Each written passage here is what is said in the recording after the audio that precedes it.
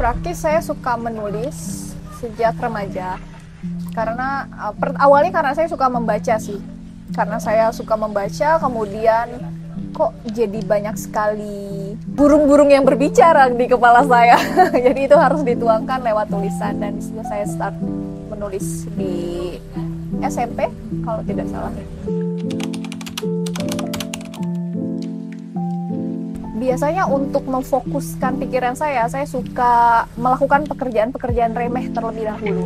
Saya menyuci, entah itu menyapu, saya selesaikan pekerjaan domestik, kemudian saya menyiapkan cangkir kopi, baru saya bisa mulai fokus menulis.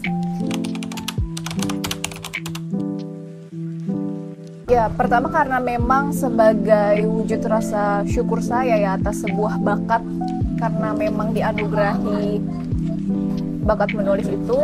Kemudian memang saya juga mencintai menulis, menjadi bagian dari hidup saya. Jadi saya memutuskan jadi seorang penulis.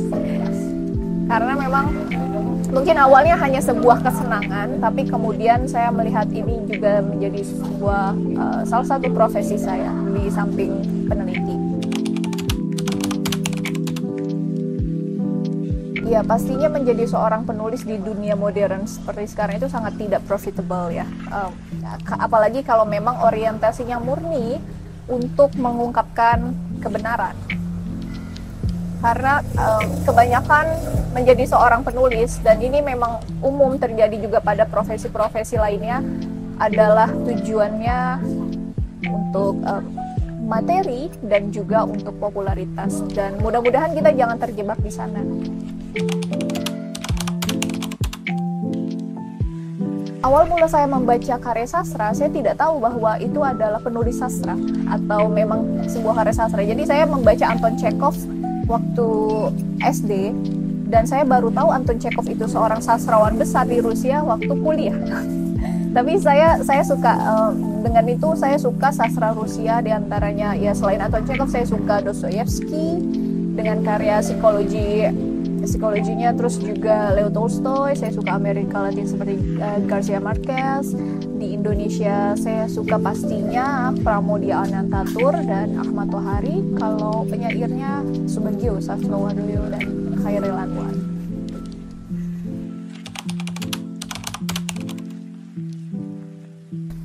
Saya biasa menulis itu, saya baca ulang berkali-kali. Meskipun itu sudah selesai, itu saya baca ulang lagi, pasti ada sesuatu yang akan saya perbaiki. Dan untuk naskah yang paling lama saya edit, itu bisa puisi. Maksudnya naskah puisi, karena bisa bertahun-tahun. Artinya kalau saya menulis di tahun 2024 ini, bukan berarti itu akan berhenti dituliskan ketika di tahun 2027. Ada naskah saya yang mengalami banyak revisi, misalnya seperti naskah puisi berjudul Berserah atau Fana. Fana itu cuma satu paragraf, tapi saya melakukan proses pengeditannya bisa 5 tahun. Jadi kalau memang itu mengalami proses editing yang lama, saya akan tulis ini start ditulisnya 2012 sampai misalnya 2017 seperti itu. Saya akan jujur bahwa karya ini memang direvisi berkali-kali sampai kemudian ya publish.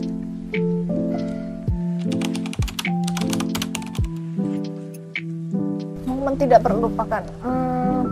Menurut saya ketika memperoleh sebuah ide dari pengalaman personal, itu menjadi sebuah hal yang tidak akan pernah terlupakan. Karena upaya saya untuk memahami dunia dengan kemudian saya menuliskannya, itu pasti ada proses yang cukup berdarah-darah sampai kemudian lahir sebuah puisi. Jadi itu buat saya momen yang tidak akan pernah terlupakan.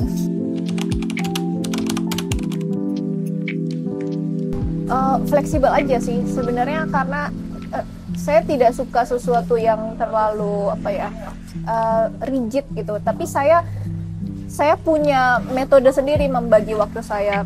Maksudnya dan saya biasa menyelesaikan pekerjaan itu satu persatu. Ketika saya hari ini punya target menulis, saya akan menulis, saya akan singkirkan pekerjaan lain. Tapi kalau itu sudah selesai, baru saya bisa pindah ke pekerjaan yang lain. Jadi itu sifatnya fleksibel aja.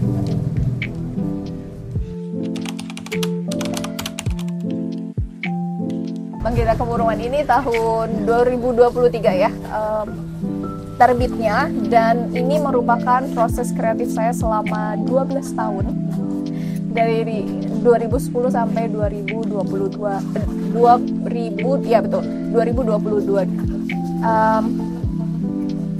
Ini awalnya saya tidak berniat untuk mempublikasikannya karena mungkin memang bagi saya menulis itu tidak menjadi sebuah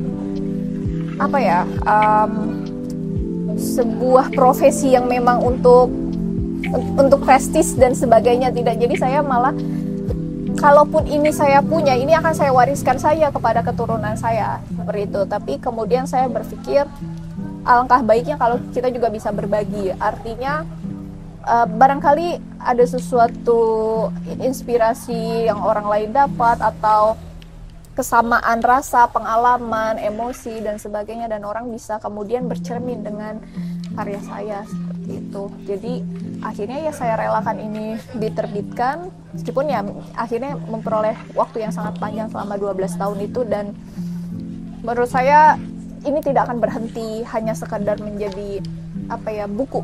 Artinya selama saya hidup mungkin akan ada muncul Bangkitnya Kemurungan yang lain gitu, seperti itu. Dan kalau mau mendapatkannya bisa di beberapa toko buku independen ya, indie, seperti JBS, jual buku sastra, atau bisa juga di Frame Publishing, di penerbitnya ini Frame Publishing, di duanya di Jogja, dan juga di Buku Aki.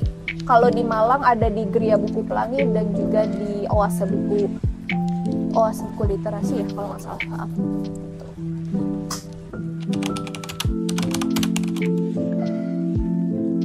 Penulis itu, menjadi seorang penulis itu jangan dijadikan cita-cita tapi dijadikan bagian hidup yang memang melekat. Karena kalau kita menjadi cita-cita, bisa jadi suatu hari gagal menjadi seorang penulis.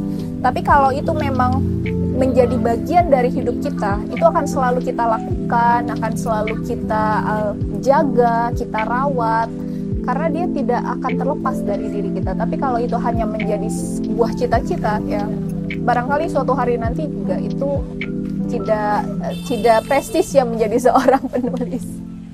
Jadi menurut saya pertama niatnya harus dikuatkan dulu, apa tujuan menjadi seorang penulis, karena kemudian nanti akan berimplikasi pada kedisiplinan dan keistiqomahan menjalaninya.